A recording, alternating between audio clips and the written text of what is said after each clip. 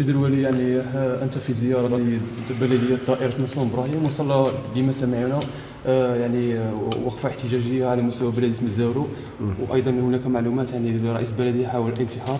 ربما أنت كمسؤول تنفيذي الأول للولاية ربما تعطينا تفاصيل أكثر عن هذا الموضوع. حاول الانتحار بين قوسين على كل حال. أحيانا في عادة الناس يستعملوا هذه يعني الخرجات إن لا أقول شطحات.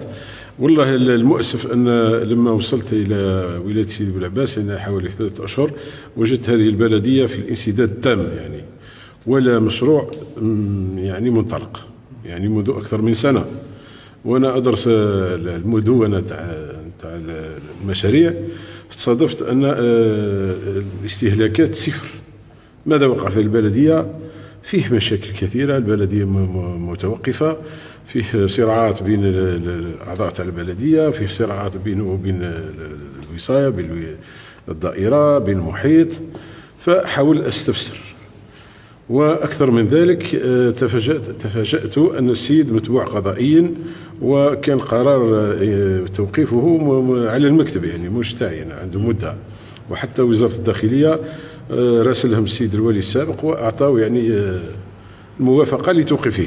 لكن قلت أنا معليش، خلينا نعطي الوقت النفسي ونأذرس، ربما قد يكون هناك بشر من الأمر، قد يكون مظلوم. استدعيته، تكلمت معه، شرح، قال ظلموني، قال كذا قال كذا قال كذا. ماذا تريد مني؟ قال أريد أن توقف الأمين العام. طيب وقفت الأمين العام، روح سيد الأمين العام، روح نديروا لك الأمين العام. قال ما عنديش. ثم قال جيبوا لي فلانة. بكل صراحة باحتراماتي لكم، يعني وصلنا لواحد وانا امشي كما نقول احنا بالمثال الدارج تبع الكذاب حتى لباب الدار. ماذا تريد؟ قال اريد فلانة، رغم ان فلانة هذه كان فيها اعتراض كبير من طرف الاداره تاعي. رغم ذلك فقلت لهم معليش سيدي ديروا الامين العام تاعو. ماذا تريد سيدي الرئيس؟ قال المجلس يتبدل. بدل. ماذا تريد؟ هل تريد شيء آخر؟ لا. توكل على الله. منذ ذلك الحين إلى اليوم لم يعني تسير الأمور إطلاقا، بل زادت تعقيدا وتعفنا ويعني تشنجا.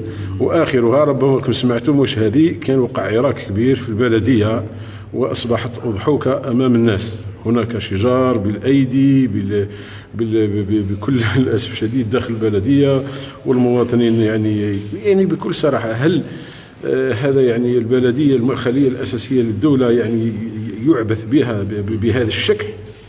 أبدا إطلاقا. فحاولنا بكل يعني ما أوتينا من قوة أن يعني نصح الأوضاع.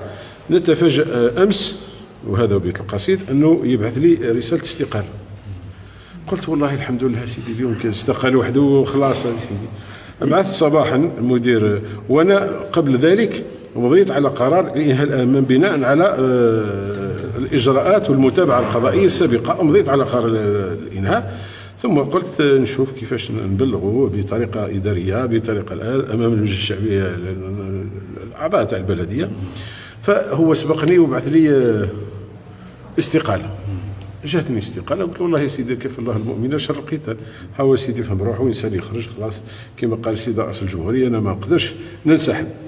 بعثت اليوم مدير التنظيم الشؤون العامة والسيد رئيس الدائرة باش ندرسوا الاستقالة نتاعو أمام المجلس.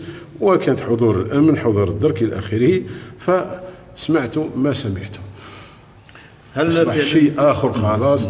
وأصبح نحن عصابة، وهو كذا، وهو إنسان، وهو للأسف الشديد بكل صراحة عطل البلدية تعطيل رهيب، وكل مصالح المواطن المغبون على أمره متوقفة. أكثر من ذلك، هناك مشروع تم بالتقريب البداية في إنجازه تم توقيفه، وألغى هذا المشروع يعني يسند إلى أناس آخرين. لا يوجد أدنى معيار لتسيير الموضوع العقلاني في هذه البلدية. مشيتوا معنا مثلا في المنطقة الصناعية الإطلاق، هل هناك مسؤولين هناك؟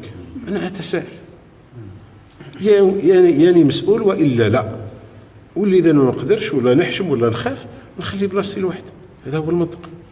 إذن هذا هو بكل صراحة. نحن ماضون.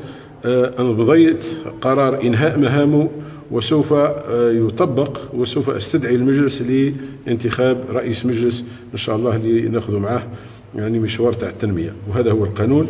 وإذا ما عجبلوش المنطق القرار كان من المفروض ياخذ قرار ويروح للمحكمة الإدارية يلغيه لو كان على حق. هل يعني يعمل هذه الشطحات؟